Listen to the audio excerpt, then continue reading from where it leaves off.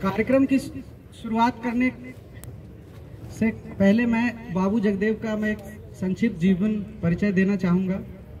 बाबू जगदेव प्रसाद का जन्म 2 फरवरी 1922 ईस्वी को जहानाबाद जिले के कुरहारी गांव में हुआ था और उन्होंने आगे की पढ़ाई पोस्ट ग्रेजुएशन और ग्रेजुएशन की पढ़ाई पटना विश्वविद्यालय से इकोनॉमिक्स में प्राप्त की।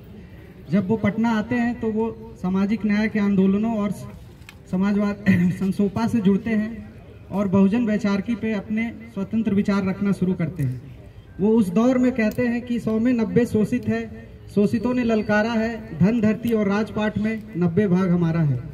और ये कह के वो एक नारे को सिर्फ स्थापित नहीं करते बल्कि वो बहुजनों की वो आवाज़ बन के उभरते हैं जिसके तहत वो कह रहे हैं कि सिर्फ हमारा सत्ता पे ही नहीं, हमारे आर्थिक और जो राजनीतिक संसाधन के साथ साथ सांस्कृतिक संसाधन है उनमें भी हमारा 90 भाग होना चाहिए। तो एक तरीके से वो शोषित कौन है और शोषक कौन है इसकी बहुत अच्छे से परिभाषा का निर्माण करते हैं और जो हमारी बहुजन पीढ़ियां हैं उनके सामने एक परिभाषा गठन करने का काम करते हैं। तो आज के इस कार्यक्रम में हमारे साथ 3 स्पीकर हैं। जो हमारे पहले स्पीकर हैं उनका नाम नवल किशोर कुमार है। वो फॉरवर्ड प्रेस में हिंदी के एडिटर भी हैं और इन्होंने बहुत सारी रचनाएं की हैं। इनके आर्टिकल्स आप फॉरवर्ड प्रेस के वेब पेज पे भी पा सकते हैं। इन्होंने अनगिनत हर महीने इनकी बहुत सारी आर्टिकल्स आती हैं और इन्होंने काफ़ी सारी किताबें भी लिखी है जिनमें जातियों की आत्मकथा, सभ्यता की कहानी, बिहार की 36 कौमें, थेरी गाथा, महिलाओं की जुबानी। इनकी रचनाओं और इनके आर्टिकल्स में बहुजन विमर्श और नारी विमर्श शामिल है। ये पीडीए की आवाज़ जो भी हमारे इर्द गिर्द जो भी पीडीए के साथ जो होता है, चाहे वो अन्याय हो या चाहे वो बहुजन वैचारिकी में किसी भी तरीके के प्रयोग हो रहे हैं, उनके सवाल ये उठाते हैं अपनी लेखनी में। तो अब मैं प्रोफेसर नवल किशोर कुमार को आग्रह करूंगा कि वो अपनी बात रखें। धन्यवाद।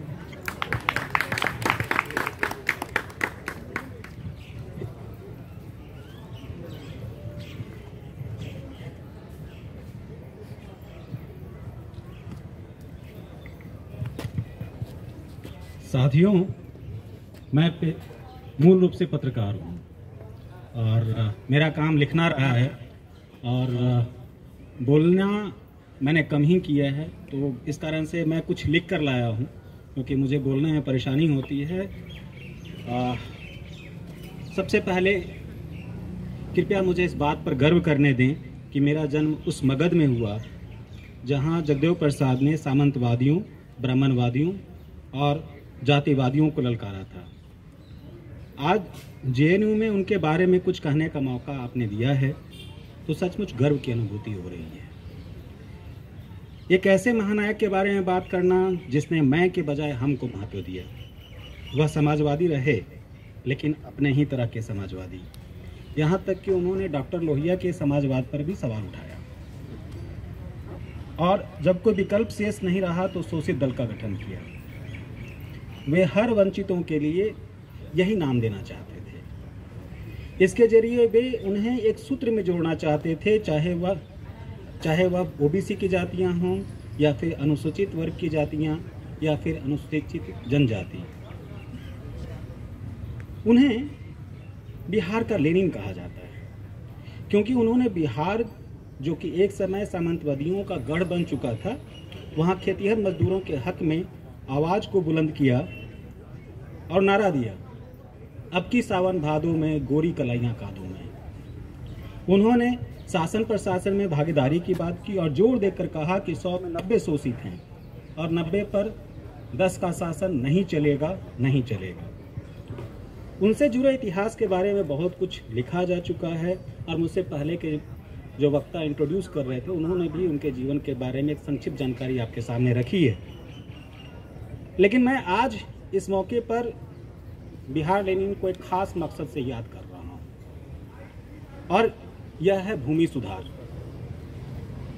भूमि की उपलब्धता का सवाल जिसके लिए जगदेव प्रसाद की हत्या तक कर दी गई, वह आज की ही तारीख थी, 5 सितंबर 1974। कुर्था के प्रखंड परिसर में प्रदर्शन के दौरान उनकी हत्या कर दी गई। साथियों, मैं मध्य बिहार के पटना का रहने वाला हूं और कम से कम 7 जिलों में हुए भूमि संघर्ष की पृष्ठभूमि और इसके कारण जो कुछ भी बदलाव और फलाफल सामने आया है, मैंने उसे देखा है और जाहिर तौर पर इनमें जगदेव प्रसाद का आंदोलन भी शामिल है। मैं जिन जिलों की बात कर रहा हूँ उनमें भोजपुर, पटना, गया, जहानाबाद, औरंगाबाद और नालंदा। लेकिन देखा जाए तो भूमि संघर्ष का जो विस्तार था वो पूरे बिहार में था। चाहे आप मुजफ्फरपुर की बात कर लीजिए, बेगूसराय की बात कर लीजिए, भागलपुर की बात कर लीजिए, मधुबनी की बात कर लीजिए या फिर दरभंगा की बात कर लीजिए। लेकिन हम जिसको वामपंथी संघर्ष की भूमि कहते हैं, उसका जो इलाका रहा वो मुख्य रूप से पटना और उसके आसपास के जिले रहे। आपको यह जानकर आश्चर्य होगा कि जगदेव प्रसाद ने सहार, जहां भूमि संघर्ष व सामाजिक सम्मान के लिए राम नरेश राम, रामेश्वर अहीर और जगदीश मास्टर ने सशस्त्र संघर्ष का ऐलान किया, जगदेव प्रसाद ने उनका समर्थन करते हुए कहा था कि पूरे बिहार को सहार बना दिया जाए। जगदेव प्रसाद का यह कहना यूं ही नहीं था। मेरी जहन में 1960 के दशक में रूपसपुर चंदवा से लेकर 2000 में मियाँपुर नरसंहार भी शामिल है, जिन्हें जमींदारों की विभिन्न सेनाओं ने अंजाम दिया और उपलब्ध प्रमाणों के आधार पर कम से कम 750 से अधिक लोग मारे गए। अक्सर वामपंथी पार्टियां यहां यह बात छिपा जाती हैं कि इन आंदोलनों के मूल में 1930 के दशक में हुए त्रिवेणी संघ के आंदोलन से जुड़ा हुआ है। ये आज़ादी के पहले गठित इस संगठन ने अपने घोषणा पत्र त्रिवेणी संघ का बिगुल में कहा कि जमीन किसकी है? जमीन अपने हाथ चलाने वाले किसानों की है, तुम तो केवल उसके प्रबंधकर्ता हो। प्रबंधकर्ता भी नहीं, गुलछर्रे उड़ाने वाली बुलबुल हो। पर याद रखो, अब गुलछर्रे उड़ाने को ना मिलेंगे। यह तो उनकी मर्जी पर है तुम्हें रखें या ना रखें। यदि तुम इस स्वप्न को वक्तव्य समझते हो तो ऐसे भ्रम में ना पड़ो। वह समय निकट ही है जब किसान राज्य कायम होगा और तुम्हें भी किसान बनना पड़ेगा। यह आपकी बर्बरता पर भी निर्भर करता है और आपकी बर्बरता जितना ही अधिक उग्र रूप धारण करेगी, वह समय भी उतना ही जल्दी आएगा। दोस्तों, ये बात त्रिवेणी संघ का बिगुल जो कि 1939 में प्रकाशित हुआ, वो पहला मैनिफेस्टो था बिहार में उन जातियों का जो किसान जातियां थीं, जिसमें दलित भी थे, ओबीसी के लोग भी थे।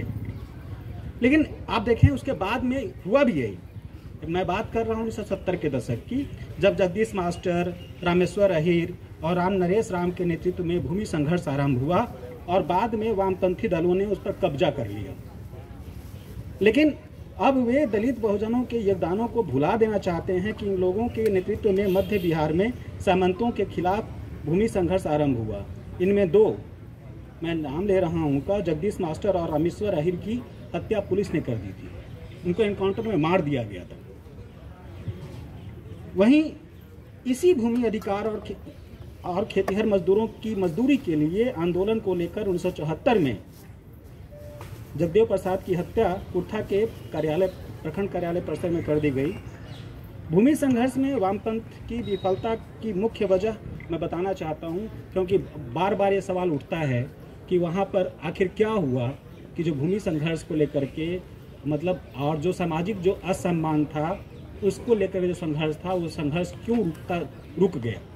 तो मैं थोड़ा सा दृष्टिपात यहाँ इसलिए भी करना चाहता हूँ क्योंकि जगदेव प्रसाद के कोर एजेंडे में ये दो बातें थी।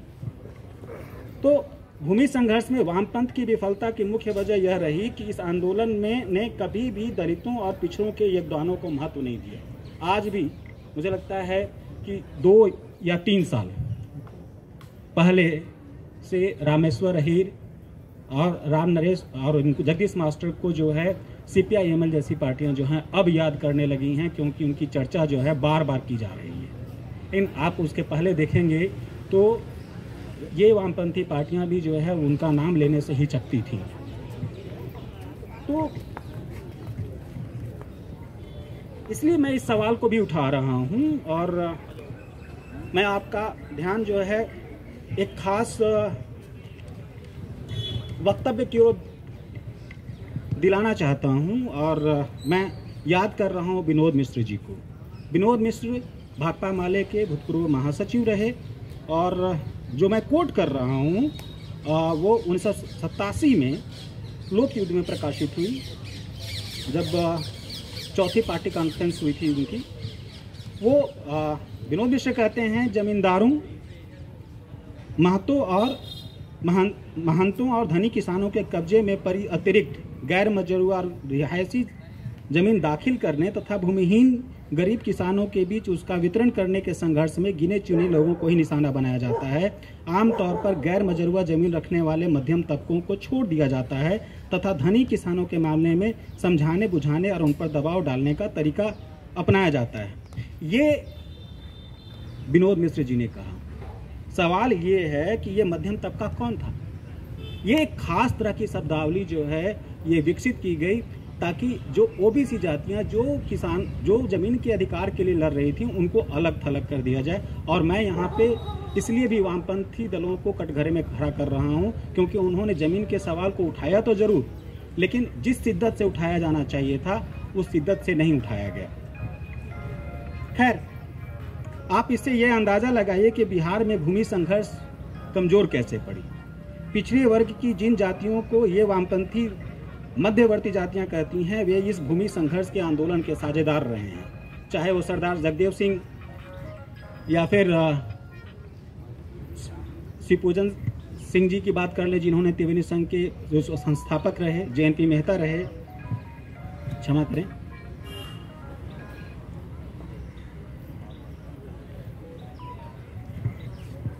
तो मैं फिर से अपनी बात कह रहा हूं कि कॉमरेड विनोद मिश्र जैसे दलित नेता भी जो है वो दलितों और पिछड़ों की एकता को तोड़ने के लिए मध्यवर्ती जातियों का राग अलापते रहे, जबकि आवश्यकता इस बात की थी कि भूमि आंदोलन में दलित पिछड़ी जातियों की एकता को मजबूत किया जाता। फिर उनका यह कहना कि धूर्त तत्वों के द्वारा सारी उपलब्धियां हड़प ली जाती हैं और इस कारण विफलता हाथ लगती है, कोई मायने नहीं रखती। हमें याद रखना होगा कि हमारा और सबका शत्रु कौन है और कौन है जिसके पास 70 पीढ़ियों तक के लिए जमीनें शेष हैं। मैं बार बार ये भूमि सुधार का सवाल इसलिए उठा रहा हूँ कि हमारे सामने एक बड़ा सवाल है, जातिगत जनगणना का सवाल है। आरक्षण में जो जिस तरह की सच्चाइयाँ अब सामने आ रही हैं, भाई NFS का मामला है, हमें शासन प्रशासन में भागीदारी नहीं दी जा रही है। लेकिन हमें इस सवाल को भी याद रखना पड़ेगा कि ये जो जमीन का जो मसला है इसको हम छोड़ नहीं सकते, ये सामाजिक न्याय का हिस्सा है। और इसी अधिकार के लिए जगदेव प्रसाद ने आंदोलन खड़ा किया और उन्होंने नारा दिया, धन धरती बट के रहेगी। तो धन धरती बटने का सवाल क्या है? धन धरती और बटने का सवाल यह है कि हमारा संसाधनों पर भी अधिकार हो और हमें ये लड़ाई लड़नी है। जगदेव बाबू की हत्या कर दी गई, कई लोग कहते हैं वो उन्होंने शहादत दी, शहादत नहीं दी साहब, ही वॉज किल्ड, उनको गोली मारी गई। और गोली मारने के बाद भी मैं अपना एक व्यक्तिगत उदाहरण बताना चाहता हूं, और ये बात 2008 की है। मैं जहानाबाद के इलाके में था और वहां पर रिपोर्टिंग के सिलसिले में गया था। वहां मुझे एक पर्चा मिला और उस पर्चे में ये दर्ज था कि 2 केस दर्ज किए गए। 2 केस, जब जगदेव बाबू की हत्या हुई तो 2 केस डायरी भी दर्ज हुए। एक जो वहाँ का लोकल चौकीदार था उसके हवाले से मामला दर्ज कराया गया, और एक मामला दर्ज कराया जाता है तकरीबन 9 दिन के बाद, और वो जो कुर्था थाना जो वहाँ पर हत्या हुई थी उस थाने के थानेदार ने दर्ज कराया था। और जो पहला जो मामला था जिसको चौकीदार ने दर्ज कराया था उसमें साफ साफ था कि जगदेव बाबू जिंदा बच जाते यदि उनका समय पर उनका इलाज करवाया जाता, उनको अस्पताल ले जाया जाता। लेकिन उनको अस्पताल ले जाया नहीं गया। मैंने बाद में, चूंकि मैं पत्रकार हूं तो मेरा काम है खोजना, और मैंने इस बात की तफ्तीश की कि भाई आखिर वो पहला डायरी है कहाँ। मैंने RTI किया, RTI से बिहार सरकार ने कोई जवाब नहीं दिया। बाद में मैंने जो जगदेव प्रसाद जी के समय के लोग राजनेता लोग रहे, मैंने उनसे भी कहा कि भाई आप कम से कम हमें वो केस डायरी तो हमें उपलब्ध करा दीजिए, तो वो आज तक उपलब्ध नहीं है। ये बात बाद में अर्जक संघ के सांस्कृतिक प्रकोष्ठ के राष्ट्रीय अध्यक्ष रहे उपेंद्र पथिक जी ने ये जानकारी भी मुझे ये कंफर्म किया कि हाँ, जब जगदेव बाबू की हत्या की गई तो वो बच सकते थे, लेकिन उनको बचाने की कोई कोशिश नहीं की गई। तो मैं इसलिए बार बार कह रहा हूं कि जगदेव बाबू ने शहादत नहीं दी, उनकी हत्या की गई। और उनकी हत्या जिन सवालों पर की गई है वो दो मसले हैं। एक मसला है शासन प्रशासन में भागीदारी का और दूसरा मसला है भूमि सुधार का। हमें धन धरती दोनों पर अधिकार चाहिए और जब तक ऐसा नहीं होता है हम इसके लिए संगठित नहीं होते हैं, चाहे हम दलित हों, चाहे हम ओबीसी हों, चाहे हम अनुसूचित जनजाति के लोग हों, आदिवासी लोग हों, जो भी हैं। मतलब कई बार मुझे लगता है जब लोग कहते हैं कि जल जंगल जमीन का जो नारा है वो सिर्फ आदिवासियों का नारा है, नहीं, ये नारा, ये जो डिमांड है, ये बात है वो हम सब के लिए लागू होता है। उसी प्रकार से धन धरती का जो सवाल है वो सिर्फ ओबीसी का सवाल नहीं है, सिर्फ दलितों का सवाल नहीं है, ये हम सब का सवाल है। और मुझे लगता है कि यहाँ पे जो भी राजनीतिक दल हैं जो सामाजिक न्याय के नाम पर राजनीति करते हैं उन्हें अपने एजेंडे में बदलाव लाना चाहिए और कम से कम लैंड रिफॉर्म को प्रायोरिटी देना चाहिए। जैसे आप जातिगत जनगणना के सवाल पर बात करते हैं, आप लैंड रिफॉर्म पे बात करिए। आप बात क्यों नहीं कर रहे हैं? और यदि आप बात नहीं कर रहे हैं तो आपको किसने हक दिया है कि आप जगदेव बाबू का नाम लें? मैं नीतीश कुमार की सरकार की बात कर रहा हूं और उसके पहले लालू प्रसाद जी की सरकार की बात कर रहा हूं। लालू प्रसाद जब मुख्यमंत्री बने तो उन्होंने एक कमेटी गठित कर दी कि हम भाई लैंड रिफॉर्म लागू करेंगे, एक कमेटी बना देते हैं। कमेटी ने अपनी रिपोर्ट भी दे दी, लेकिन लालू प्रसाद मुकर गए। इवन 94 में विधानसभा में उन्होंने ये बाकायदा वक्तव्य दिया और एक सूची भी सार्वजनिक की कि बिहार में कौन कौन किसान हैं, किस किस जाति के किसान हैं जिनके पास 100 एकड़ से ऊपर जमीन है। लेकिन हुआ क्या? लालू प्रसाद जी ने लैंड रिफॉर्म लागू नहीं किया। नीतीश कुमार ने बंदोपाध्याय कमीशन का गठन किया, हुआ क्या? सारी कवायद ठंडे बस्ते में डाल दी गई। और जब उनसे सवाल पूछे तो कहेंगे कि बिरनी का खोता है, इसमें हाथ कौन डालेगा? भाई इसी बिरनी का खोता में हाथ डालने के लिए तो जगदेव प्रसाद जी ने अपनी उनकी हत्या कर दी गई, या फिर कहिए कि उन्होंने अपनी शहादत दी। ये हमारे आपके पसंद का सवाल है कि हम क्या कहते हैं। हम उनको ये कहें कि उन्होंने शहादत दी या फिर उनकी हत्या कर दी गई सिर्फ इसलिए क्योंकि वो खेतिहर मजदूरों का अधिकार मांग रहे थे, जमीन पर अधिकार मांग रहे थे, धन धरती पर अधिकार मांग रहे थे। अंत में साथियों सिर्फ इतना कह रहा हूँ फिर से कि ये लड़ाई हम सब की लड़ाई है। ये सिर्फ ओबीसी की लड़ाई नहीं है, ये सिर्फ दलितों की लड़ाई नहीं है, ये अनुसूचित जनजाति आदिवासियों की लड़ाई नहीं है। ये लड़ाई हम सब की है और हमें हम सबको मिलकर लड़ना पड़ेगा। शुक्रिया।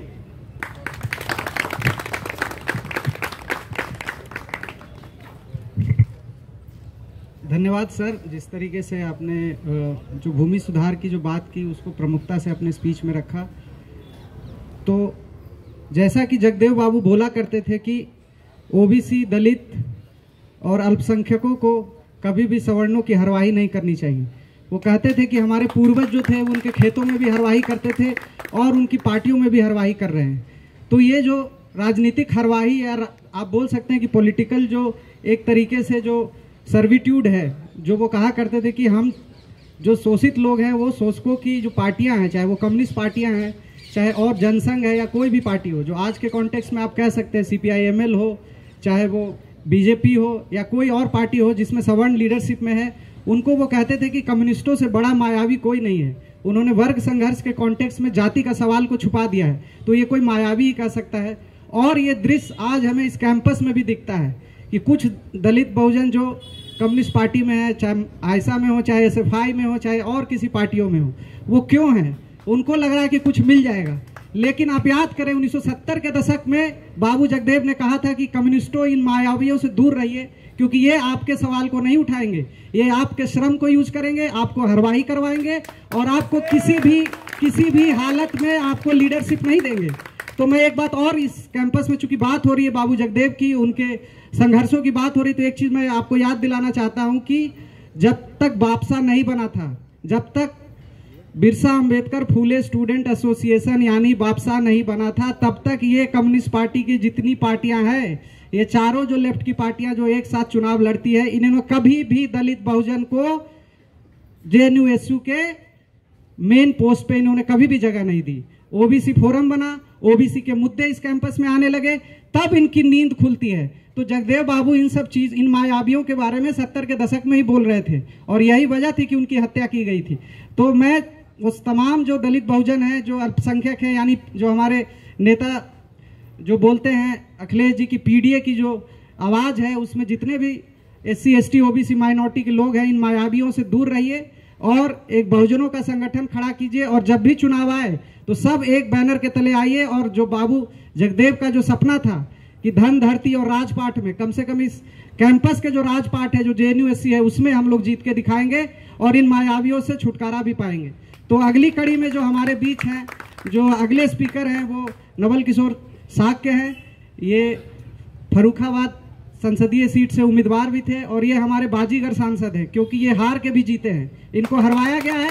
ये योगी बाबा के जो कुकर्म है उनकी वजह से रात के अंधेरे में बिजली गायब, रात में बिजली को गायब कर दिया गया था और इनकी जो जीत थी वो तय हो चुकी थी और योगी बाबा ने एक तरीके से इनको हराया है। लेकिन हार के जीतने वाले को बाजीगर कहते हैं, तो हमारे सांसद इस मामले में बाजीगर हैं।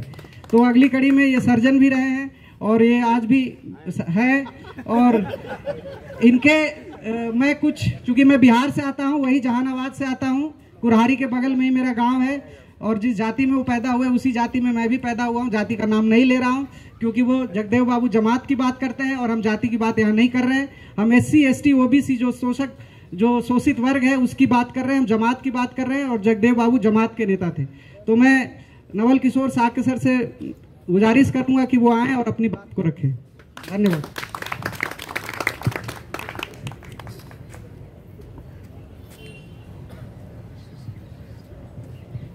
सबसे पहले भाई प्रवीण जी को मैं परवेंद्र जी को मैं बहुत बहुत धन्यवाद दूंगा जिन्होंने आज JNU में मुझे बुलाने का काम किया।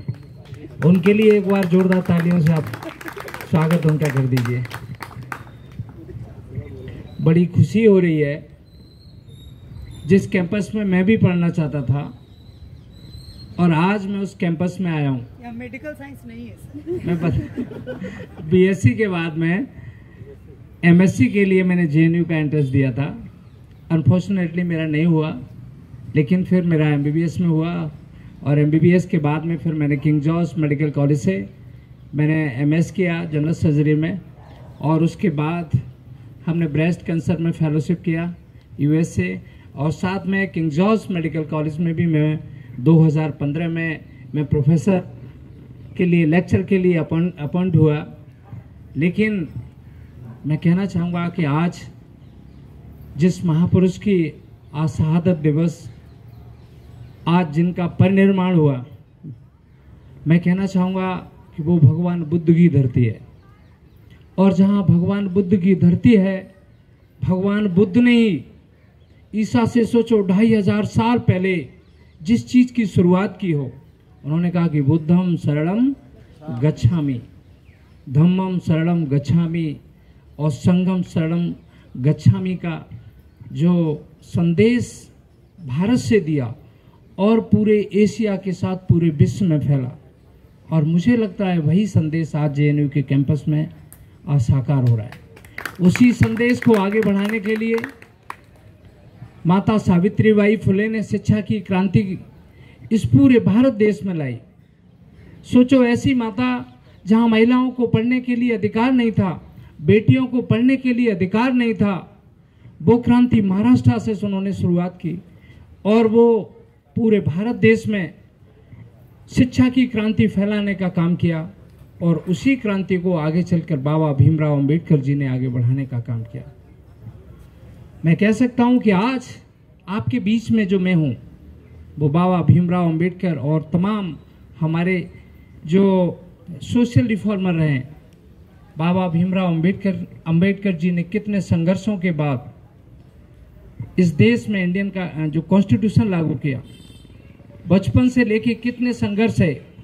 मुझे लग रहा है कि आप लोग जो बैठे हुए हैं ऐसे सोच भी नहीं सकते जिसका बचपन ही संघर्ष से शुरुआत हुई हो और पूरा जीवन संघर्षों में गुजर गया हो। मुझे याद है कैलिफोर्निया यूनिवर्सिटी में जब थे, उनके पास पैसा ख़त्म हो जाता है पढ़ने के लिए, घर पे उनके बच्चे ख़त्म हो जाते हैं, घर नहीं पहुंच पाते हैं, और वही बाबा भीमराव अंबेडकर जी ने हम सबको आज जो आरक्षण का अधिकार दिया, उसी के दम पर मैं आज आपके बीच में आया। मैं कहना चाहूँगा उसी चीज़ को आगे बढ़ाने के लिए बिहार की धरती से आदरणीय लालू प्रसाद यादव जी रहे हों, या उत्तर प्रदेश से डॉक्टर राम मनोहर लोहिया जी, जिन्होंने नारा दिया संसो पाने बांधी गांठ, संसो पाने बांधी गांठ, पिछड़े पावे 100 में 60। और उसी चीज़ को आगे बढ़ाने के लिए श्रद्धेय नेताजी माननीय मुलायम सिंह यादव जी ने उत्तर प्रदेश में काम किया। मैं कह सकता हूं कि मैं अगर श्रद्धेय नेताजी इस उत्तर प्रदेश के मुख्यमंत्री नहीं रहे होते तो मैं भी कभी भी डॉक्टर नहीं बन पाता। उन्हीं के आशीर्वाद के कारण मैं डॉक्टर बना हूं। मैं कह सकता हूं कि ये सारे के सारे जितने भी सोशल रिफॉर्मर रहे हैं, इन्होंने ज़रूर बहुत बड़े काम किए होंगे, इन्हीं की वजह से हूँ। और ख़ासकर मुझे खुशी इस बात की है कि जो स्टूडेंट अभी मुझे लग रहा है कि ज़्यादातर पीएचडी के, हमारे डॉक्टर लक्ष्मण जी ने बताया कि ज़्यादातर जो स्टूडेंट हैं वो पीएचडी और पीएचडी के स्टूडेंट हैं, रिसर्च स्कॉलर हैं। मैं तो पेशे से कैंसर सर्जन हूँ। मैं कह सकता हूँ कि मैं भी आज इसलिए हूँ क्योंकि हमारे टीचरों ने हमें पढ़ाया, तभी हम डॉक्टर बने हैं। और आप लोग ऐसी एक सोसाइटी को बनाने वाले हैं पूरे भारत देश में। हम जैसे पता नहीं कितने डॉक्टरों को आगे बढ़ाने वाले हैं। इसलिए हम कहना चाहेंगे कि जेएनयू के कैंपस में जो जगदेव प्रसाद जी का आज जो कार्यक्रम है, इनके बारे में कहा जाता है कि इन्होंने बचपन से अपने स्टूडेंट लाइफ से इतना संघर्ष किया कि संघर्ष करते करते 1967 में आप एमएलए बने। और एमएलए बनने के बाद में जब इन्होंने पिछड़ों की बात की और पिछड़ों के लिए नारा दिया कि 10 का राज 90 पर नहीं चलेगा, नहीं चलेगा, 10 का राज 90 पर नहीं चलेगा, नहीं चलेगा। हेलो, 100 में 90 शोषित हैं, 100 में 90 शोषित हैं।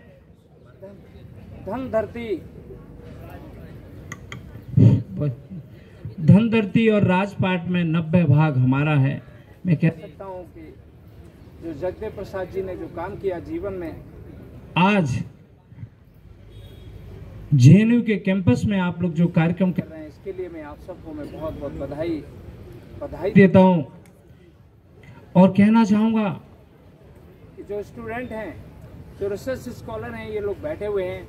मैं कह सकता हूँ कि आज हो सकता है इनको लगे कि अभी हम स्टूडेंट हैं और जस्ट एक कर रहे हैं, कोई नहीं, हम लोग स्टूडेंट हैं और यहाँ पर जस्ट एक लेक्चर हो रहा है। लेकिन हम कह सकते हैं कि जेएनयू के कैंपस में जो आप लोग जो बात कर रहे हैं, आप लोग इस देश के निर्धारित करने वाले लोग हैं। क्योंकि ये चीज़ हमने इन महापुरुषों से सीखी है। इन्होंने जो भी सोच लिया वो जीवन में हम आगे करने का काम करते हैं। मैं भी कह सकता हूं कि बेहद गरीब और साधारण किसान परिवार का बेटा डॉक्टर नवल किशोर है। बचपन से सोचा कि बड़ी मेडिकल कॉलेज में पढ़ूंगा, विदेशों में पढ़ूंगा। और मुझे कह सकता हूं कि मुझे जो आशीर्वाद मिला, मैंने जो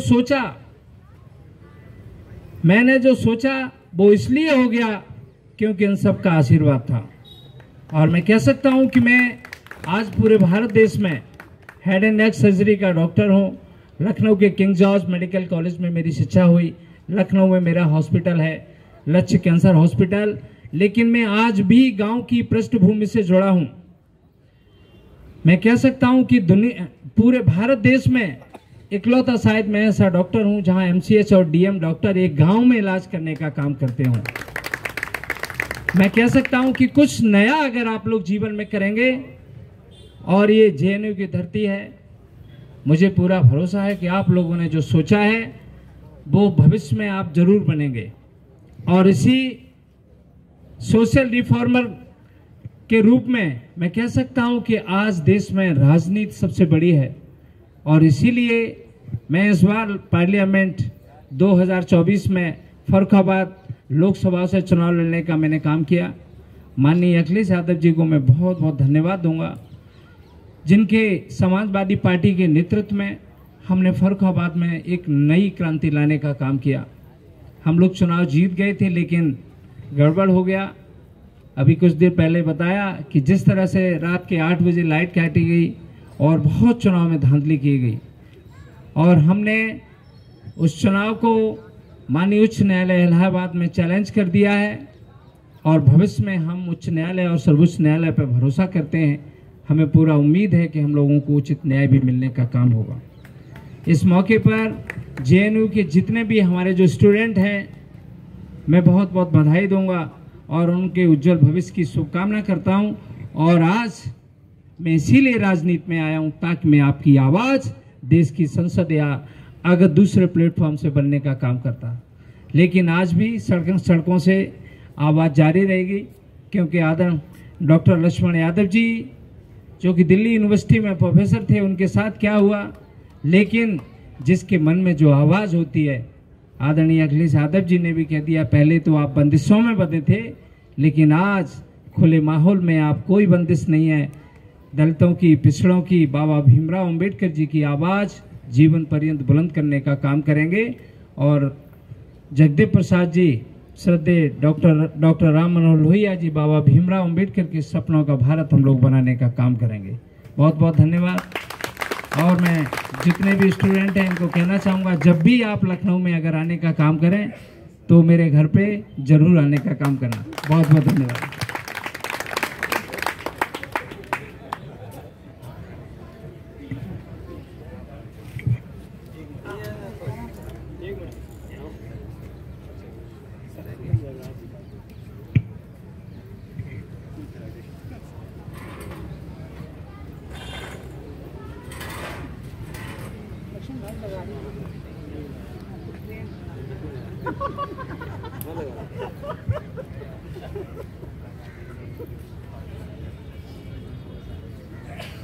धन्यवाद नवल किशोर साक्य सर। नवल किशोर साक्य सर ने बहुत अच्छे से बताया कि किस तरीके से कोई भी आज बहुजन समाज से, चाहे वो डॉक्टर हो, चाहे वो प्रोफेसर हो, चाहे वो एडहॉक प्रोफेसर रहा हो, सबकी जो शिक्षा दीक्षा या जो भी आज उनको जो भागीदारी मिल रही है, उसके पीछे जो हमारे जो सोशल रिफॉर्मर हो या पॉलिटिकल नेता हो, चाहे जो भी हो, बहुजन जो भी नेता रहे, उन्हीं की वजह से आज हम इस विश्वविद्यालय में हो, चाहे वो किसी हॉस्पिटल में हो या कोई किताब लिख रहे हो, तो वो सारे लोग जो हैं वो कहीं ना कहीं वो बाबा साहब, ज्योतिबा फूले, साहू जी महाराज और जगदेव बाबू के वंशज की वजह से ही हैं।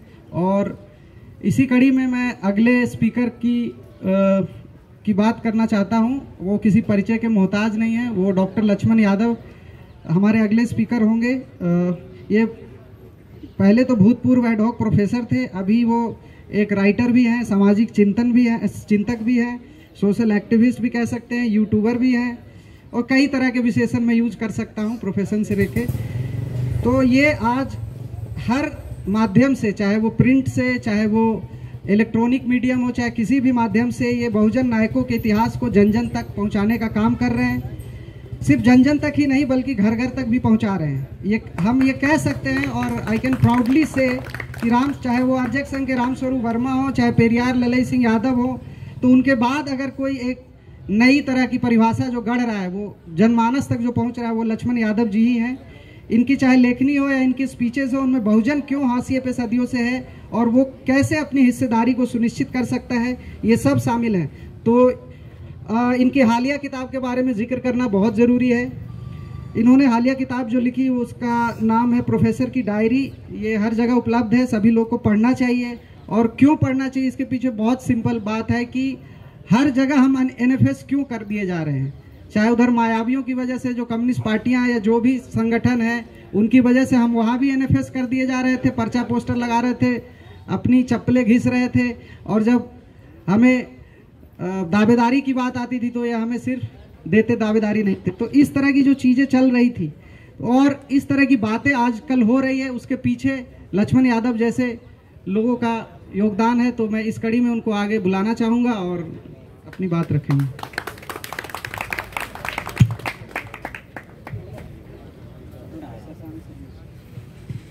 बहुत शुक्रिया शशांक जी। और शशांक जी ने जितना भी मेरे बारे में बोला है उसे गंभीरता से लेने की ज़रूरत नहीं है।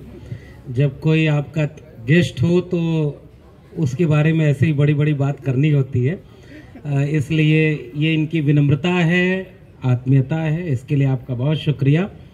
लेकिन हम लोग अब असल में विश्वविद्यालय में खड़े हैं और विश्वविद्यालयों से ही बने हैं। तो विश्वविद्यालय में खड़े होकर एक बात हमेशा कहते हैं कि ज्ञान पाने और कुछ बनने या होने का कोई मंजिल या अंतिम पड़ाव नहीं होता, वो एक यात्रा है, वो अनवरत जारी रहती है। तो यहाँ भी आए हैं तो कुछ सीखने और लगातार सीखते हुए बेहतर करने के लिए। बहुत शुक्रिया समाजवादी छात्र सभा का, जिन्होंने आज ये कार्यक्रम आयोजित किया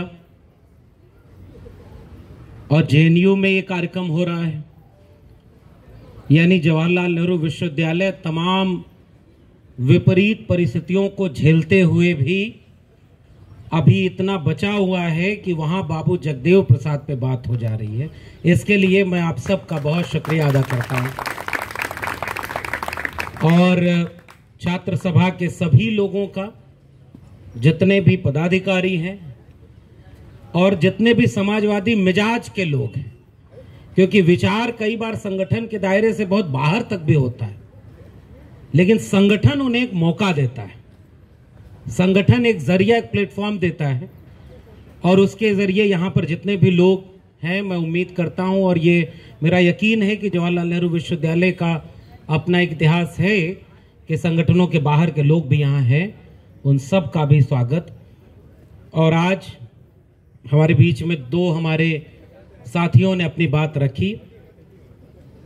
डॉक्टर नवल किशोर शाक्य जी, उन्होंने अपनी बात जब रखी तो मैं उनसे इसलिए भी प्रभावित होता हूं कि एक वैचारिक रिश्ता है, एक विचारधारा का रिश्ता है। आप जब चुनाव लड़ रहे थे तो चुनाव में इस बार चूंकि उत्तर प्रदेश से लेकर के देश भर में नैरेटिव तो एक ही बना था, संविधान बचाना और संविधान बदलना। भले ही बदलने वाले लोग ये कहते रहे कि नहीं नहीं, बाबा साहब अंबेडकर भी आ जाएं तो संविधान को नहीं बदल सकते। भाई बाबा साहब क्यों बदलेंगे, उन्होंने तो बनाया था। बदलने वाले कौन है ये बात छिपाई जा रही थी और उन पर कोई कार्रवाई अभी तक नहीं हुई है। उस वक्त ये तय करना जरूरी था कि आप बदलने वालों के साथ खड़े हैं कि बचाने वालों के साथ खड़े हैं। और उन बचाने वालों के साथ जो लोग लड़ाई लड़ रहे थे और डॉक्टर नवल किशोर शाक्य की जो पृष्ठभूमि है, और वो पृष्ठभूमि ऐसे ही है, एक सामान्य पृष्ठभूमि से उठ करके अपने संघर्षों से इसी कलम और किताब के दम पर, भारत के संविधान और मंडल कमीशन के दम पर एक एशिया के सबसे बड़े कैंसर सर्जन के रूप में आपकी ख्याति है। सबसे कम वक्त में सबसे तेज कैंसर की सर्जरी करने वाले डॉक्टर के रूप में आपको पहचाना जाता है। और उससे भी बड़ी बात, डॉक्टर बहुत सारे हैं। डॉक्टर साहब जहां आप बैठे हैं, यहां समाज के भी डॉक्टर बहुत सारे लोग हैं। सारे अधिकांश लोग डॉक्टर हैं, डॉक्टर बनने वाले हैं, डॉक्टर बनने की कोशिश में हैं, लेकिन इनकी दवाई अलग है जो हम लोगों की है। मैं जब पीएचडी पूरी हो गई तो मेरी नानी की तरफ से एक बहुत बुजुर्ग थी, नानी ही लगती थी पद में, उन्होंने कहा चल आप तू डॉक्टर बन गई, आप बाहर से दवाई ना लेवा को पड़ी। तो हमने उनसे कहा नहीं, वो वाली दवाई तो अभी भी वही डॉक्टर देगा, हम लोग दूसरे डॉक्टर हैं, समाज विज्ञान और तमाम दूसरे अनुशासनों के। और मैं जब फर्रुखाबाद गया तो मुझे पता चला कि डॉक्टर होना एक बात है, आप अपनी काबिलियत से बने जाएं डॉक्टर, वो एक बात है, लेकिन विचारिक व्यक्ति जो होता है, जिसका समाज से एक रिश्ता होता है, डॉक्टर साहब के बारे में वहां के लोगों ने बताया, इन्होंने नहीं बताया कि अगर कोई आ गया और उसने कहा कि इलाज कराना है, मेरी जेब में पैसा नहीं है, तो उन्होंने मुफ्त में इलाज कर दिया और जिसका खर्चा लाखों रुपए का होता है। तो हम लोग जब एक रिश्ता बनते हुए देखते हैं तो वो मनुष्यता का रिश्ता होता है और वो मानवीय रिश्ता, जिसकी वजह से सबसे बड़ी एक बात बनती है कि हम सबके मन में, अगर आप भी यहां आए हैं तो मुझे लगता है कि एक वैचारिक रिश्ता है कि एक बेहतर दुनिया कैसे बने। डॉक्टर नवल किशोर जी हैं, नवल, और आपको तो हम लोग पढ़ते रहे हैं, फॉरवर्ड प्रेस से लेकर के तमाम जगहों पर आपके लेख हैं, बहुत शानदार लेख हैं। इवन मैं याद करूं कि कोविड के समय जब आपदा को अवसर में बदला जा रहा था और 3 कृषक कानून पास किए गए, 3 श्रमिक कानून पास किए गए किसानों की उन्नति के लिए, और ऐसी उन्नति के लिए कानून बना दिया कि खुद किसान ने ही कहा कि यह उन्नति नहीं चाहिए हमें। उसी समय तीसरा कानून पास हुआ था नई शिक्षा नीति का, और शिक्षा नीति ऐसे पास की गई कि सदन में उस पर बहस नहीं हुई है। आज भी इस देश में नई शिक्षा नीति 2020 जो लागू है उस पर कोई डिबेट नहीं हुई है, वो आरोपित कर दी गई है और आज वो आपके ऊपर आरोपित है। पिछले दिनों 2 खबरें आई हैं जवाहरलाल नेहरू विश्वविद्यालय से, मैं गलत हूं तो कृपया मुझे संशोधित करिएगा। पहली खबर कि यह विश्वविद्यालय फिर से बहुत सारे लोगों के न चाहते हुए भी देश का टॉप यूनिवर्सिटी में आया हुआ है, यानी सबसे नंबर 1। और दूसरी खबर यह आई कि जेएनयू के ऊपर इतना लोन हो गया है कि कुछ जमीन उमीन बेचने की बात चल रही है। Am I right? सही है कि नहीं? तो भाई देश का केंद्रीय विश्वविद्यालय लोन किससे ले रहा है और क्यों ले रहा है? सरकार जिस विश्वविद्यालय को चलाने के लिए पैसा देती है और वो देश का सबसे श्रेष्ठ विश्वविद्यालय है, तो उसके ऊपर इतना लोन। और अब जमीन, असली लड़ाई तो जमीन की है और उस जमीन की लड़ाई की वजह से आज हम जिस वैचारिक पुरखे को याद करने आए हैं उसने भी यही कहा था, धन धरती और राजपाट में 90 भाग हमारा है। तो वो जो धरती की लड़ाई, जिसे जल जंगल जमीन की लड़ाई के रूप में देखा जाता है, वो नई शिक्षा नीति बनी जिसने लोन आधारित शिक्षा बना दी। गरीब, कमजोर, वंचित, शोषित, हाशिए पर ढकेल दिए गए पहली पीढ़ी के लोगों को अब शिक्षा न मिले, उसके लिए नई शिक्षा नीति लागू कर दी गई। और आज का दिन 5 सितंबर है और देश आज के दिन को शिक्षक दिवस के रूप में भी मनाता है। उसमें भी अलग विवाद है, किसी की डिग्री फेक होती है, किसी की पीएचडी चोरी की हो जाती है। अब इसमें सच्चाई क्या है ये जांच का विषय है, लेकिन सच बात यह है कि शिक्षक दिवस के दिन आज इस मंच से भी यह बात उठनी चाहिए कि भारत की शिक्षा व्यवस्था अब धीरे धीरे निजी हाथों में बेच दी गई है और अब 2 ही रूप होंगे, या तो लोन आधारित विश्वविद्यालय और डिग्री कॉलेज होंगे, जो जितना ज्यादा लोन लेगा वो उतना अच्छा इंफ्रास्ट्रक्चर देगा, और वरना वो उद्योगपतियों के, पूंजीपतियों के व्यवसाय बन जाएंगे जहां लाखों में डिग्रियां बिकेंगी। और इस चिंता को साझा करते हुए मैं अपने पुरखे पर बात करना चाहता हूं। मेरा काम आसान कर दिया नवल जी ने, और बहुत गंभीर विमर्श जो बाबू जगदेव प्रसाद से जुड़ा हुआ रहा है, उसकी बुनियादी बातें जो मुझे कहनी थी वो इन्होंने कह दी। लेकिन फिलहाल जब डॉक्टर नवल किशोर शाक्य जी बोल रहे थे कि बाबू जगदेव प्रसाद भी उसी सरजमी से थे जहां तथागत बुद्ध थे, और बुद्ध ने भी कहा था कि बुद्धम शरणम गच्छामि, बाद में पूरा एक विमर्श चला, धम्मम शरणम गच्छामि, संघम शरणम गच्छामि। और आजकल विश्वविद्यालयों में हमारे बहुत सारे लोग पहला और दूसरा वाक्य छोड़ करके तीसरा वाला पकड़े हुए हैं।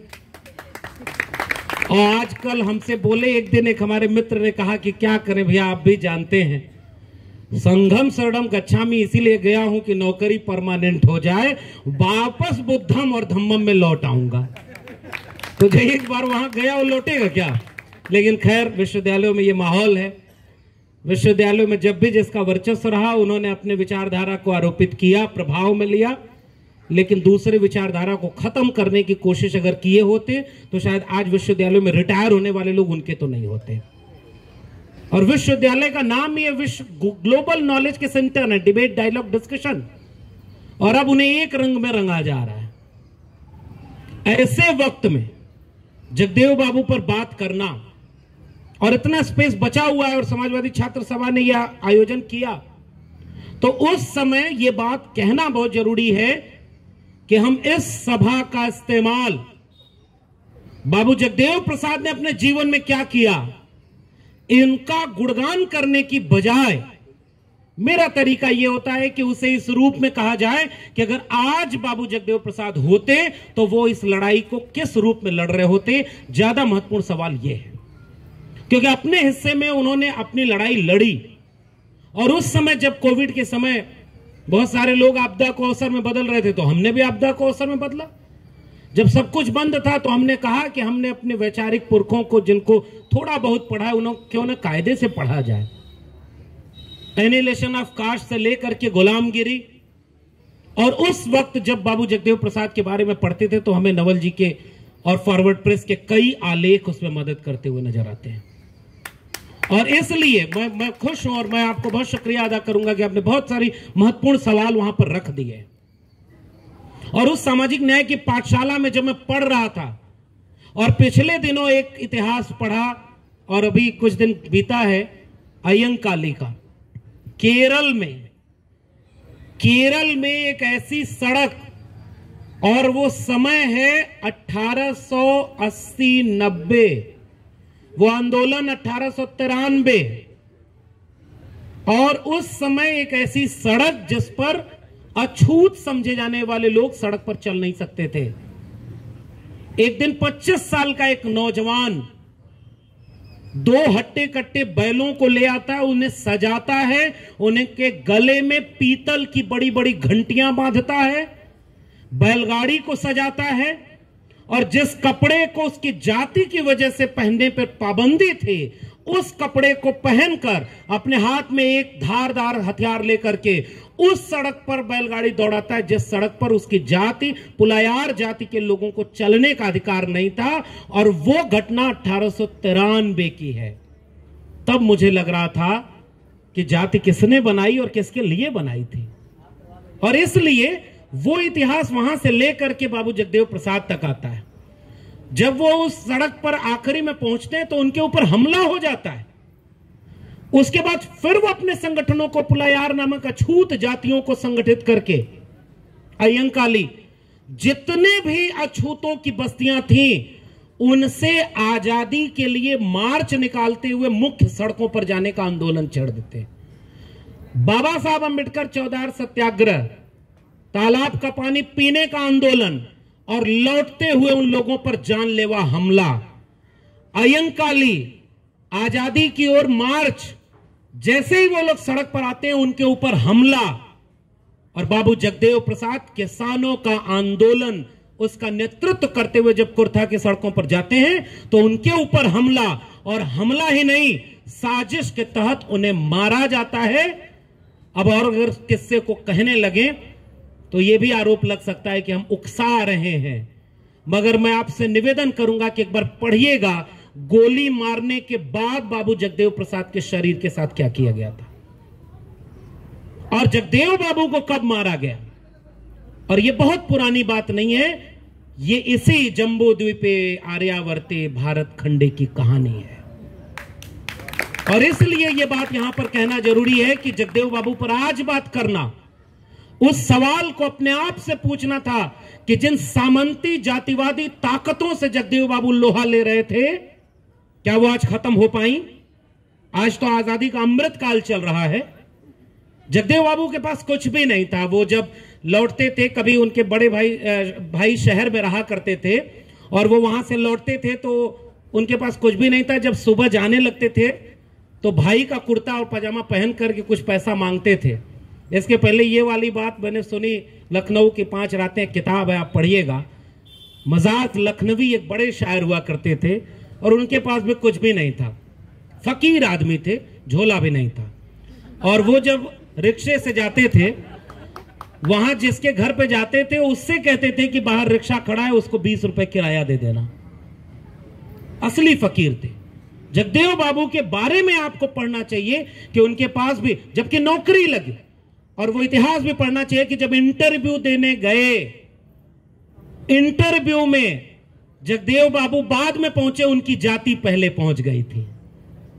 और उनसे भी यह बोला गया कि तुम्हारे लोग खेत में खेती करें, सब्जियां पैदा करें, अनाज पैदा करें, ये तुम अधिकारी बन के क्या करोगे? और ये घटना इस देश की है, 100 साल भी पूरे नहीं हुए हैं। उसे बिहार की है।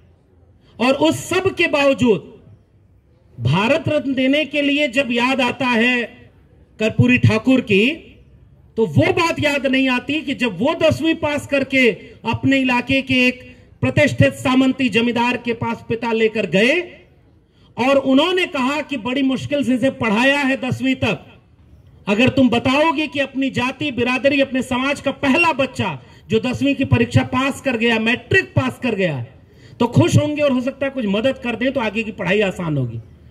और कर्पूरी ठाकुर जाते हैं और कहते हैं कि मैं मैट्रिक पास कर गया, तो सामने से आवाज आती है, चला मैट्रिक पास गया, आवा गोड़ दबाओ, पैर दबाओ। वो एहसास कराया जाता है कि आप कहां हैं और कहां आपको रखना है। जगदेव बाबू के साथ भी ये सारा संघर्ष, और उसके बाद जो बिहार की विरासत, जिसके लिए मैं नवल जी को शुक्रिया कह रहा था, इस देश में ओबीसी समाज के लिए एक मिथ फैलाया गया, एक मिथ्या है कि ओबीसी में कोई सामाजिक आंदोलन और सांस्कृतिक आंदोलन नहीं हुए। लेकिन यह मिथ्या है, यह अधूरा सच है। इस देश में महात्मा फूले माली जाति से आते थे और डॉक्टर बाबा साहब अंबेडकर ने उन्हें अपना गुरु बनाया था। महात्मा फूले से लेकर के छत्रपति शाहू जी महाराज से लेकर के, हम लोग तो जातियां नहीं बताते भाई, क्योंकि हम अगर जाति बताएंगे तो जाति जनगणना करानी पड़ेगी। इसलिए जाति कौन बता रहा है आज, ये भी एक सच्चाई। आजकल कुछ संगठन जो गैर राजनीतिक हैं वो ऐसा जलेबी बना रहे हैं कि जाति जनगणना हो न हो तो राजनीति का इस्तेमाल न हो, राजनीति से खाई पैदा होगी, बटेंगे तो कटेंगे। याद आया? ये बहुत संवैधानिक पद पर बैठे हुए लोगों की भाषा है। बटेंगे तो कटेंगे। बांट कौन रहा है और क्यों बांट रहा है? वहां से होते हुए लड़ाई अगर जाति की सच्चाई तक आती है तो विश्वविद्यालय में यह माहौल होना चाहिए कि वो एक सवाल पूछे, और वो सवाल ये है कि जगदेव बाबू की लड़ाई उस एक बहुजन वैचारिकी से जुड़ती है। और मैं इस पर थोड़ा सा वक्त आपका लेना चाहूंगा। ओबीसी का मूवमेंट जो चला वो ओबीसी के नाम पर नहीं चला।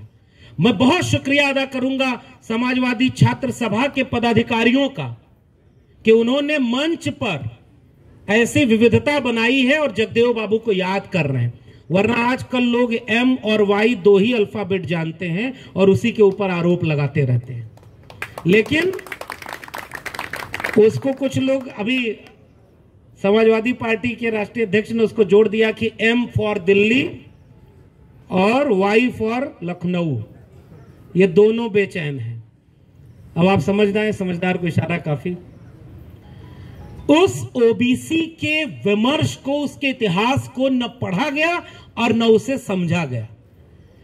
फूले, अंबेडकर, पेरियार, नारायण गुरु, बसवन्ना, चोखा मेला, उसके बाद महाराष्ट्र की पूरी विरासत ज्ञानदेव, नामदेव, तुकाराम की, उत्तर भारत में 1930 और 40 के दशक में जिसका जिक्र नवल जी ने किया, त्रिवेणी संघ बनता है, उसको भी जातिवादियों ने आरोपित लगाया कि वो 3 जातियों का सम्मेलन हो गया। लेकिन वो ओबीसी का विमर्श था जो बात 90% की करता था। वो केवल ओबीसी की भी बात नहीं किया। और डॉक्टर राम मनोहर लोहिया ने सन सोपा ने बांधी गांठ, डॉक्टर साहब ने उसका जिक्र किया उस नारे का, पिछड़ा पावे 100 में 60। वो विमर्श जब त्रिवेणी संघ से होते हुए अर्जक संघ, शोषित दल, शोषित समाज दल और इससे आगे बढ़ता है तो उसका नेतृत्व ओबीसी जातियों यानी किसान जातियों के हाथ में होता है। लेकिन उनके नारे में 90% की बात होती है कि 100 में 90 शोषित हैं, शोषितों ने ललकारा है, धन, धरती और राजपाट में 90 भाग हमारा है। इसलिए यह आरोप या ये भ्रम पैदा हो जाता है कि ओबीसी का कोई मूवमेंट ही नहीं रहा। लेकिन ओबीसी जातियों के बीच भी एक हिस्सेदारी का आंदोलन, आत्मसम्मान का आंदोलन इस देश में चला है।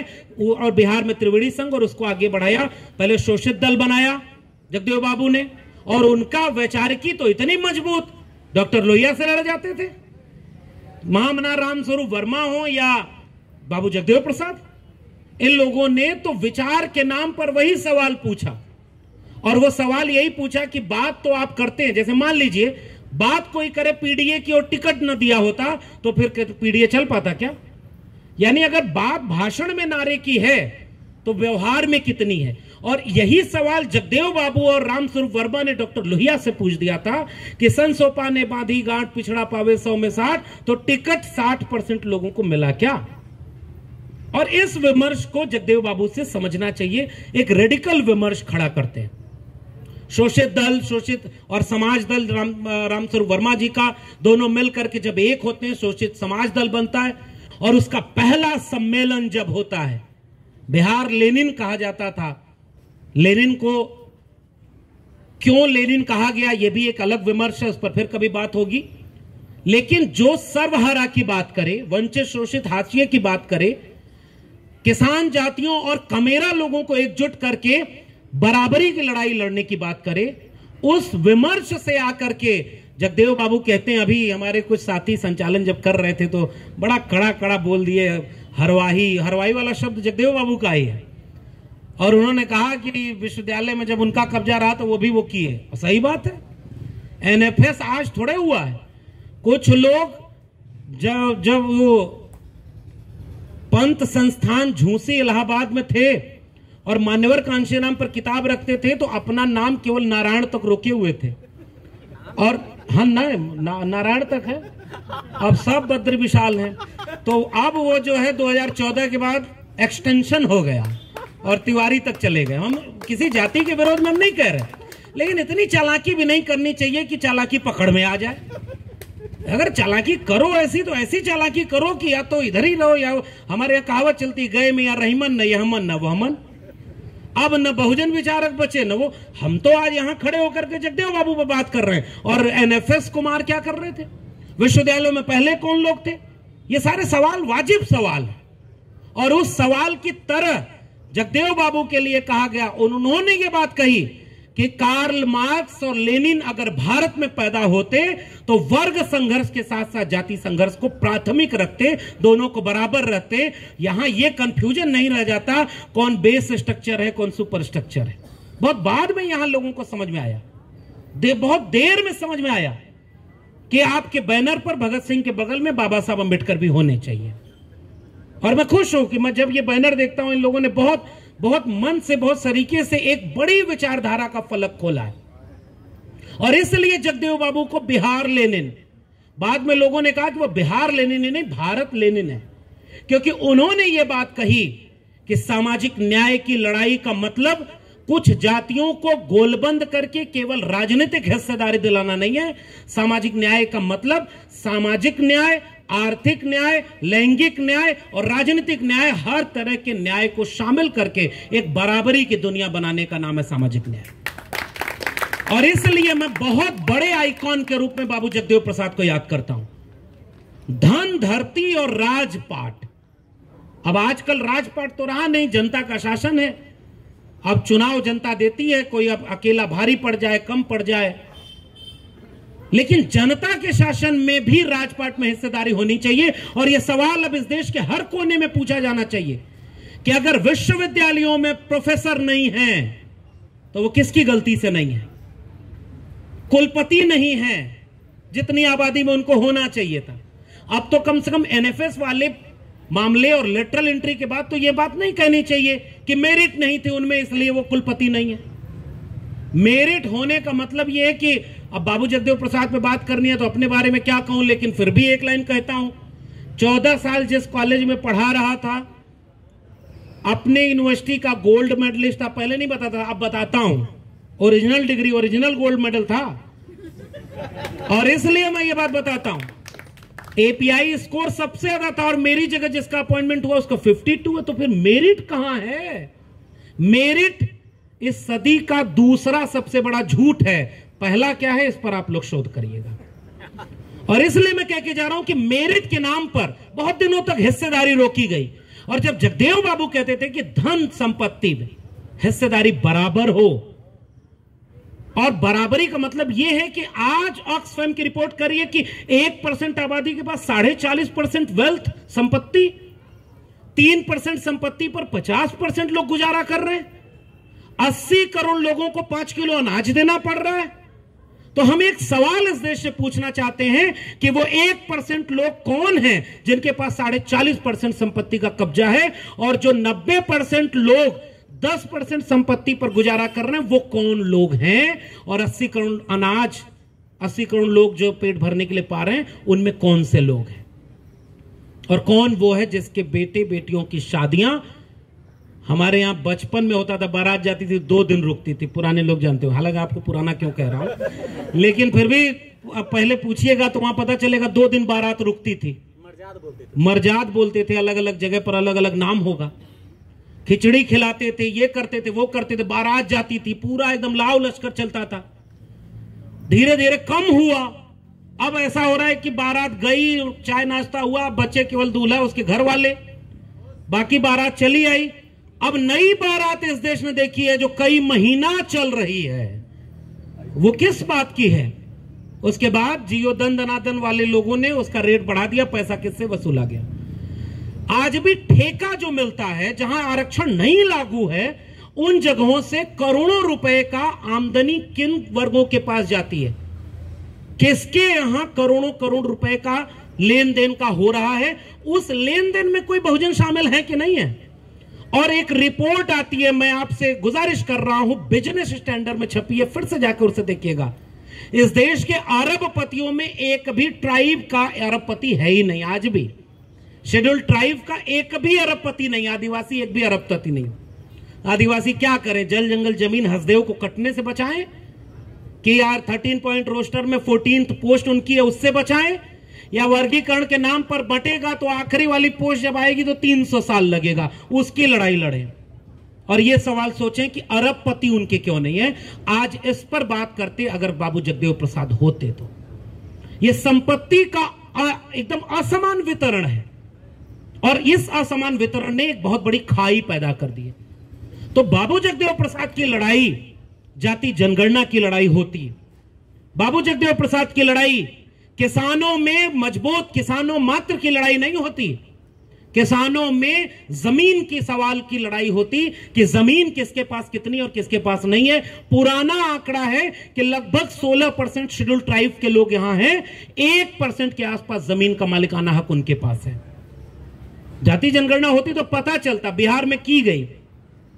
इसलिए आज अगर बाबू जगदेव प्रसाद होते तो वो क्यों कह रहे थे पहली पीढ़ी के लोग मारे जाएंगे, दूसरी पीढ़ी के लोग जेल जाएंगे, तीसरी पीढ़ी के लोग राज करेंगे?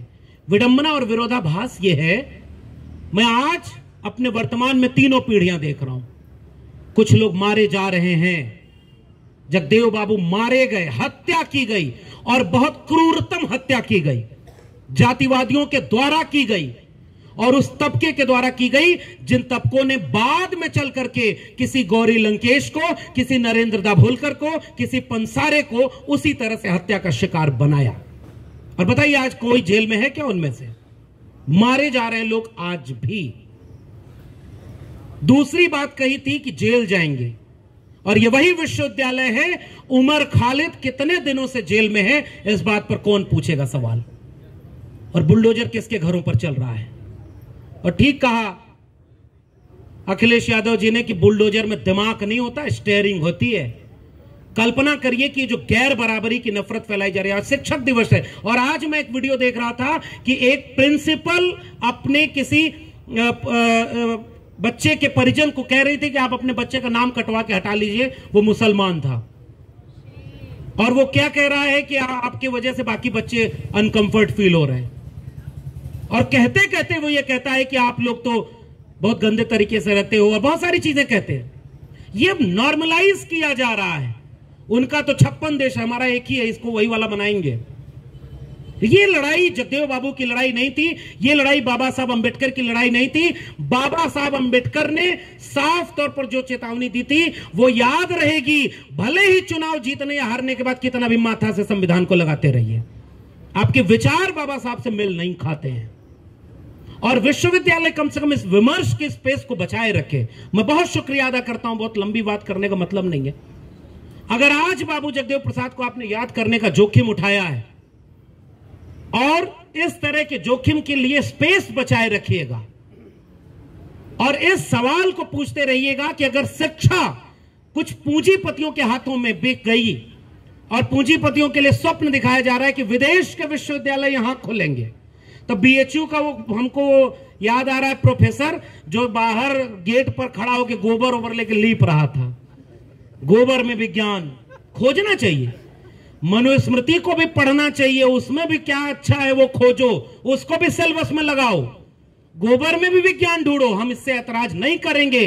लेकिन जिन बच्चों को मनुस्मृति पढ़ाते हो उसी के अगले चैप्टर में गुलामगिरी और एनिमेशन ऑफ कास्ट पढ़ाओ, जाति उच्छेद पढ़ाओ, जाति तोड़ो नामक लेख लोहिया का पढ़ाओ, हिंदू बनाम हिंदू पढ़ाओ, तब न लगेगा कि विश्वविद्यालय विश्वविद्यालय हैं। और हम इसलिए बराबरी के विमर्श की बात करते हैं, और हम तो चाहते हैं कि हर व्यक्ति मनुस्मृति पढ़े। पढ़ेंगे तभी तो समझेंगे ना कि उसमें लिखा क्या है। असूर्यम पश्या महिला क्यों होनी चाहिए। और तब उन्होंने कहा, हालांकि उस नारे से मैं बहुत सहमत नहीं होता हूं, गोरी कलैया कादों में थोड़ा सा दिक्कत है उसमें, लेकिन कभी जब जाति का विमर्श खड़ा होगा, सामाजिक न्याय का विमर्श खड़ा होगा, तो पहली लड़ाई रेडिकल लड़ी जाएगी। और अब आज अगर बाबू जगदेव प्रसाद होते, और आज अगर बाबू जगदेव प्रसाद फिर से सामाजिक न्याय की लड़ाई को जाति के नाम पर और आर्थिक न्याय की लड़ाई को गैर बराबरी के नाम पर लड़ने के लिए हमसे अपील कर रहे होते, धन संपत्ति के असमान वितरण के लिए सवाल पूछ रहे होते, इसलिए मैंने कहा कि वो सवाल जो पूछे गए वो मारे गए। पहली पीढ़ी के लोग, दूसरी पीढ़ी के लोग जेल में हैं, और तीसरी पीढ़ी भी आज है। कुछ लोग हैं जो राज कर रहे हैं। नवल जी उत्तर प्रदेश से लेकर के दिल्ली तक जोड़ लें तो जब जाति जनगणना की मांग होती है तो कहते हैं कि हम भी वही चाहते हैं, और सरकार में बैठे हैं उनकी जो जाति जनगणना का विरोध कर रहे हैं। उत्तर प्रदेश में कुछ लोग हैं जो बहुजन तबके से आते हैं और चिट्ठी लिखते हैं कि 69,000 शिक्षक भर्ती में घोटाला हुआ है, अन्याय नहीं होना चाहिए, और अन्याय करने वाले के साथ मंत्री भी बने हुए हैं। आप बताइए ना, 3200 सीटों का घोटाला हुआ था शिक्षक भर्ती में हरियाणा में, और ओम प्रकाश चौटाला जेल गए, 10 साल की सजा हुई, राजनीतिक करियर खत्म हो गया। और उत्तर प्रदेश के मुख्यमंत्री जी के कार्यकाल में भी घोटाला हुआ है, लेकिन अभी तो वो इस बात में बिजी हैं क्योंकि उनको मुख्यमंत्री के अलावा विदेश मंत्रालय भी मिला हुआ है। बांग्लादेश, पाकिस्तान, उस सब पे बात कर रहे हैं। हम क्या बात कर रहे हैं? ये अगर 90% की बात केवल नारा लगा के कि 100 में 90 शोषित है, 90 भाग हमारा है, कहां 69,000 शिक्षक भर्ती में कितना भाग मिला? ओबीसी को 3.8% रिजर्वेशन मिला, और 2018 की वैकेंसी थी, 2024 में हाई कोर्ट ने रद्द किया, और जब रद्द किया तो उसके बाद वो कह रहे हैं कि अब तो लागू कर दो, पुलिस लाठी से पीट रही है। कहां है 90 भाग के लोग? और वो 90 भाग के लोग इस बात के लिए लड़ रहे हैं कि समाजवादियों ने आज से 10 साल पहले, 5 साल पहले कितना बड़ा ब्लंडर किया था, उसकी सजा उन्हें मिली, सत्ता से गए। अब तो न्यूनतम सहमति पर अधिकतम एका बनाने का वक्त आ गया है। जिनसे लड़ाई है वो लड़ाई अगर अधिकतम सहमति पर बनाई जाएगी तो कोई 90% एक नहीं है, वो केवल संख्या में है। वो जातियों में बटा रहेगा और जाति के नाम पर आरोप लगाएगा कि लक्ष्मण यादव कैसे बाबू जगदेव प्रसाद कुशवाहा के बारे में बात कर सकते हैं। हालांकि जगदेव बाबू ने अपने नाम के आगे से अपनी जाति हटा दी थी। उन्होंने कहा जमात बदलो। तो वो लड़ाई कैसे लड़ी जाएगी? क्योंकि जैसे ही आप लड़ेंगे आपको आपकी जाति के नाम पर टारगेट किया जाएगा। इसलिए न्यूनतम सहमति पर अधिकतम एका बना करके एक बेहतर भारत बनाने के लिए, समानता और न्याय का भारत बनाने के लिए, एक जैसा भारत बनाने के लिए यह लड़ाई लड़नी चाहिए। और इसी बात के लिए यह बात मैं कहना चाह रहा हूं। मुझे लग रहा है कि अब इससे ज्यादा यहां नहीं करना चाहिए, और इस पूरी लड़ाई को लड़ने के लिए, बाबू जगदेव प्रसाद की लड़ाई को आगे बढ़ाने के लिए, समाजवादी छात्र सभा की लड़ाई को आगे बढ़ने के लिए हम इस चीज को आगे बढ़ाने की कोशिश करेंगे। आप सबने मुझे सुना, बहुत बहुत धन्यवाद।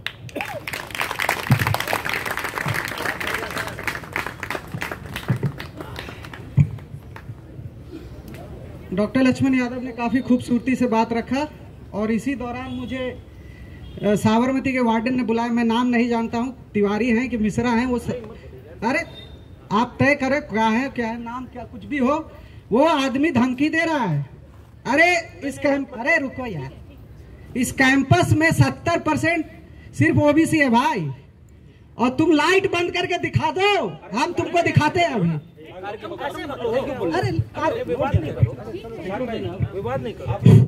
हाँ, सभी साथी जितने भी ऑडियंस आए हुए हैं, मैं सभी का धन्यवाद ज्ञापन करता हूं। मैं धन्यवाद ज्ञापन करता हूं सभी सुरक्षा कर्मियों का जिन्होंने हमें सुरक्षा प्रदान की है। मैं धन्यवाद ज्ञापन करना चाहता हूं क्योंकि थोड़ा जल्दी कार्यक्रम खत्म करना पड़ेगा। मैं नवल सर का धन्यवाद देना चाहता हूं। इनको हम लोग बहुत दिनों से पढ़ते लिखते आए हैं और सर सिर्फ मूवमेंट को नहीं चला रहे हैं, सर आज भी अपने जीवन संगनी के लिए रोज कविताएं लिखते रहते हैं। तो आप लोग इनसे ये भी सीख सकते हैं कि सिर्फ मूवमेंट नहीं चलाना है, मानवता को, प्रेम को भी जीवित रहना है, क्योंकि प्रेम रहेगा तो सब कुछ रहेगा। लक्ष्मण भैया के बारे में बस इतना कहना चाहता हूं कि आज अगर गांव का बच्चा बच्चा रिजर्वेशन, एनएफएस, कार्ड, सेंसस, बहुजन सब कुछ जान सका है, उसमें लक्ष्मण भैया का बहुत बहुत योगदान है। इस बात को कोई चाहे माने चाहे नकारे, क्योंकि मैं जिस जगह से आता हूं, मेरा सबसे पिछड़ा जगह सोनभद्र है, और वहां भी हमारे गांव के जो महिलाएं हैं, बच्चे, वो भी लक्ष्मण यादव करते रहते हैं। मेरे पिताजी को कुछ नहीं जानकारी होगी, फिर वो लक्ष्मण यादव बोलते हैं, उन्हें सब जानकारी है इस चीज के बारे में। उसका श्रेय भैया लक्ष्मण को जाता है। मैं डॉक्टर साहब के बारे में बस इतना बोलना चाहता हूं कि ये डॉक्टर कम फिलैंथ्रोपिस्ट ज्यादा है। इनके क्षेत्र में आप जहां भी जाएंगे तो इनके एक एक किस्से मिल जाएंगे, इन्होंने किसकी कहां से मदद की, कैसे मदद की, और ये कहां से उठ के कहां तक गए हैं। इनमें हमारे सभी जो बहुजन नायक रहे हैं, बहुजन नेता रहे हैं, उनके स्कॉलरशिप का बहुत बहुत योगदान रहा है। ठीक है, तो जहां तक कुछ समस्या आ रही है तो मैं बस इस तरह से अपने कार्यक्रम को खत्म करना चाहता हूं। और एक बात और मैं कहना चाहता हूं, जहां राइट को लोग लंपटाई करते रहते हैं और लेफ्ट के लोग माया में घुमाते रहते हैं, हम समाजवादी छात्र सभा के लोग बहुजन की बात करते हैं, ओबीसी की बात करते हैं, पिछड़े की बात करते हैं। यहाँ फूलन की जयंती कोई नहीं मनाता है, ना ही ये फूलन की पुण्यतिथि कोई मनाता है। और मैं दावे के साथ कह सकता हूँ, मुझे उतना भी नहीं नॉलेज है, लेकिन बाबू जगदेव प्रसाद का पुण्यतिथि शायद समाजवादी छात्र सभा है जिसने पहली बार मनाया है। इसलिए हम अपने सभा की टीम को बहुत बहुत धन्यवाद ज्ञापन करना चाहते हैं। आप लोग इस बात को जान लीजिए कि यहाँ बहुजन की बात, पिछड़ों की बात, दलित की बात अगर कोई कर सकता है, समाजवादी छात्र सभा ही कर सकती है, क्योंकि बाकी लोग यहाँ वहां घुमाएंगे, हम प्रोग्राम करेंगे, स्टडी सर्कल चलाएंगे, हम लोग हर तरह से इस वादे को निभाते रहेंगे और ये कार्यक्रम ऐसे ही चलता रहेगा। राइट के लोग जो है यहाँ पे लंपटाई करते रहते हैं, एक जाति के लोग, एक खास जाति के लोग, सामान्य जाति के लोग आज भी मारपीट करते रहते हैं। ये साफ साफ दिखता है। हाल की घटनाएं हमें दिखाती हैं कि उनमें कितना गुस्सा भरा हुआ है, आज भी वो उसी मनोवाद को लेके जी रहे हैं। तो कृपया आप उससे बचें। और समाजवादी पार्टी जिस तरह से आगे काम कर रही है पीडीए के लिए, हम भी वही विचारधारा रखते हैं, पीडीए की बात रखते हैं। जहां तक हमारे बाबा जी कहते हैं बटेंगे तो कटेंगे, अरे भैया आप तो अपनी जाति पे गर्व करते हैं और हमें आप चाहते हैं कि हम अपनी जाति पे कुछ ना बोले, ये कैसे हो सकता है? इनके जाति के लोग 36 में से 18 एमएलसी बनते हैं, तब कोई जातिवाद नहीं होता है। बांदा यूनिवर्सिटी में जब इनके जाति के 15 में से 11 प्रोफेसर बनते हैं, तब कोई जातिवाद नहीं होता है। लेकिन जब हमारे समाज के लोग पीडीए की बात करते हैं, ये करते हैं, तो जातिवाद होता है। आज आप सीएसडीएस का डाटा देख लीजिए तो किन जातियों के लोग ने भाजपा को वोट दिया है, वो हमें साफ साफ दिखता है कौन बड़ा जातिवादी है। इस तरह से मैं इस बात को खत्म करता हूं और मैं अपने सभी स्पीकर का बहुत बहुत धन्यवाद देता हूं। धन्यवाद और आप सभी का यहां आने के लिए धन्यवाद।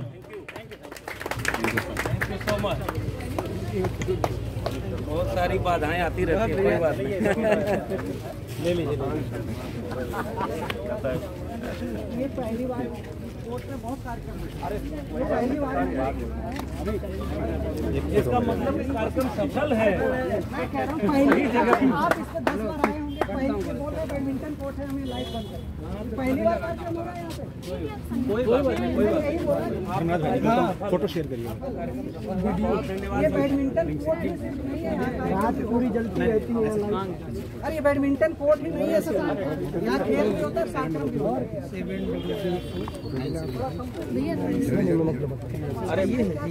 भैया अरे लक्ष्मण भाई आप खुश नसीब है, वार्डन छुप के आपका भाषण सुन रहे थे। मैं वही